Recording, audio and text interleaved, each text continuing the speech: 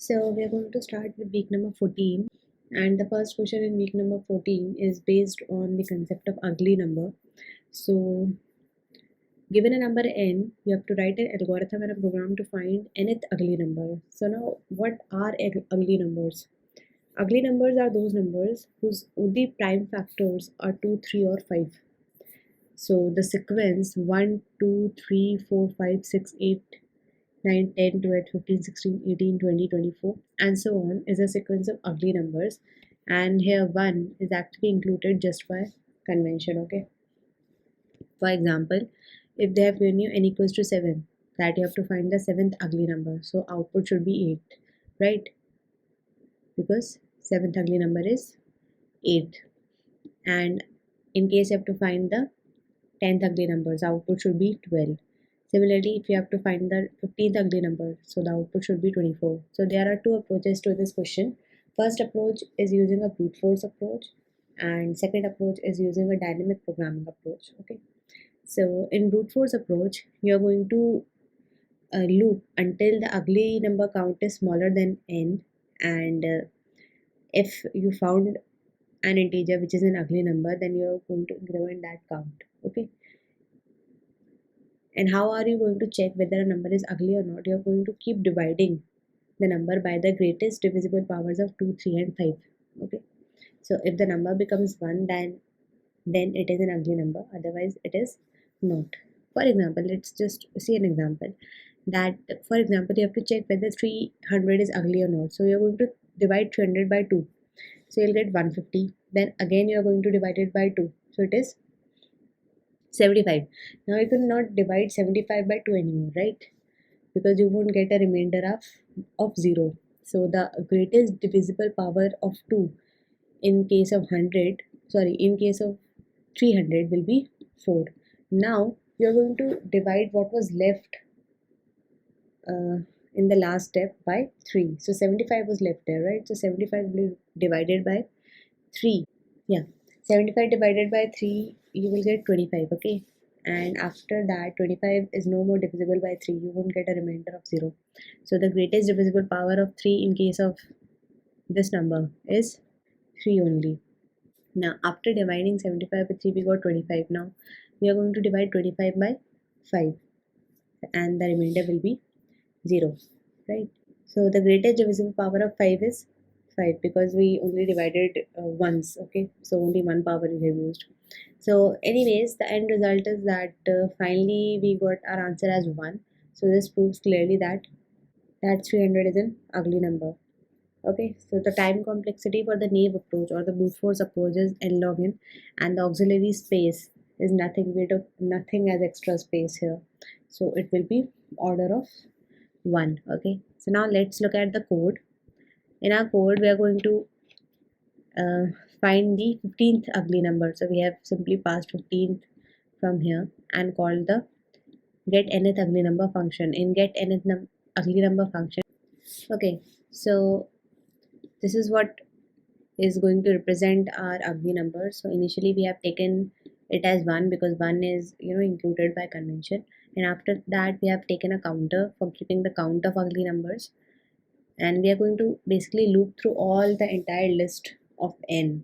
So this is one of the disadvantage of this approach, that you are going to loop through the ugly numbers as well and the non-ugly numbers as well. So you're going to keep checking one by one that which number is ugly and which number is not ugly. Okay, so this is one of the disadvantages. So this is the reason it is very time consuming. So you're going to keep looping over the entire range and then keep on incrementing your ugly number. Okay, so you are going to check here that if that number is ugly using this function, then you are going to increase the counter, and at the end you are going to return the ugly number. Anyways, is ugly function is going to check whether the number is divisible by 2, 3 and 5 or not. Okay, so here what we have done, that we are going to call the max divide function here, where we have passed two parameters, the number and the 2, or number 3, number or 5. So what are we going to actually do in the max divide function is we are going to keep dividing these two numbers. We are going to divide a by b until we are going to find the remainder 0. right? So you're going to keep dividing it, and in the end you're going to return a. So this is the reason these three steps are followed after one after the other. You have to firstly check whether the number is divisible by 2, and then 3, and then 5. Okay, and in the end if the number becomes 1, which clearly means that your number is ugly, so you're going to return 1, or else in other case you're going to return 0. So this is what is going to get returned here, and depending on that returning value you're going to increment the counter value. So this is the approach that you're going to follow in the naive approach. Okay, the output would be 24 because the 15th ugly number is 24. Now in the dynamic programming approach, we are actually calculating only the ugly numbers. Okay, so we are going to skip some iterations. So what we are going to use is we can make use of the already calculated ugly numbers and reduce the time complexity. So for example, suppose we have k ugly numbers, then the k plus 1th ugly number has to be some multiple of the previous ugly numbers. Only otherwise it would not remain ugly, because this way the prime factor of the new numbers will only be 2, 3 and 5, right? So we are going to divide the numbers into sequence of 3 series that are divisible by 2, 3 and 5. Every one of these subsequence is ugly subsequence in itself. So at every step we choose the smallest one from the 3 sequences and move one step after. By keeping a track of where last multiple of each 2, 3, 5 was kept in the DP array, we don't need to consider ugly numbers previous to those. With dynamic programming, we only consider the ugly numbers and don't check the non-ugly ones. So this is how we are going to save our time. So our time complexity for DP approach is going to be big O n, but yes, the auxiliary space will be needed because we are going to create a separate DP array of size n. So the space complexity will increase to big O n. Now let's see an example before seeing the code here. Okay, or I will show you an example as well. But before that, let's check out the code that, for example, we want to find the 10th ugly number. Okay, so we have called the nth ugly number, nth ugly function and passed 10 here. So in this, we have created a DP array of size n and kept the first ugly number as 1, because we have to include this by default. Okay, then we have used indices for multiples of 2, 3 and 5. So we have initially kept them as 0, and the multiple values that you're going to keep multiplying. Okay, 2, 3, 5. Now what is the concept here is, look at this tree. Okay, this is a tree structure that when the first ugly number is 1, then you're going to multiply it by 2, 3, 5. So the next set of ugly numbers that you get is 2, 3, 5. Okay, and after that again those sub branches, they are going to be multiplied by 2, 3, 5, and so this is how you get the numbers. Okay, 4, 6, 10, 6, 9, 15. So if you are able to catch up the pattern that the table of 2, 3, 5 is getting repeated. Okay, the table of 2, 3, 5 is getting printed here. So for example, multiples of 2 are 2, 4, 6, 8, 10. 3 are 3, 6, 9, 12, 15, and 5 are 5, 10, 15, 20, 25. Okay, so our concept is that we are going to use this multiple approach, and then we are going to calculate the minimum out of the previous step, and then we are going to keep on proceeding. So for example, what we did here is that we started with the loop. Okay, and then we are going to find the minimum value of all the previous available multiples. So this is the reason we have used this line here, that we are going to calculate the minimum of the multiple 3 and multiple 5 that was already stored in our DP array, and after that we are going to calculate the minimum of out of this multiple 2 and the minimum that we got out of this one. Okay, and then we are going to check if the number that we got, if it's equal to multiple 2, then we are going to increment the indice there. Okay, and then we are going to multiply it as well.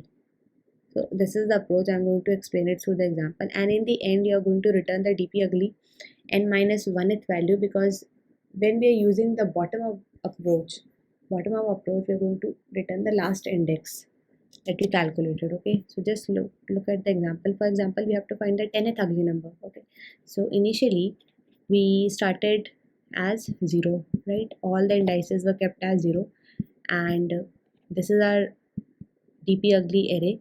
So the 0th index is 1. This is what we kept, right? At 0th index we kept the value as 1. This is the first ugly number, okay? And after that, also the multiples that initially we kept were 2, 3, 5, okay? So we kept them as 2, 3, 5. Now our first step is to calculate the minimum, right, of the available multiples. So the minimum of 2, 3, 5 is going to be 2. So the next ugly number after 1 is going to be 2. So you're going to store 2 here, okay? And also you're going to increment the u2 here, because this is what we wrote, right? We are going to increment this indice. Why? Because this property was getting satisfied. dp ugly at one position was equal to multiple 2, and multiple 2 was 2, so they were equal. So this is the reason we have incremented this, and now we have to find the next multiple, right? So next multiple will be calculated how? That 2 will be multiplied by the number kept at this index. So number kept at first index is 2. So 2 multiplied by 2 will be 4. Okay. Then 3 will be multiplied by the number kept at 0 index, because 3 and 5 were unchanged. So 0 index number kept is 1. So we are going to multiply 3 by 1, which will give you 3, and then 5 into 1, which will give you 5.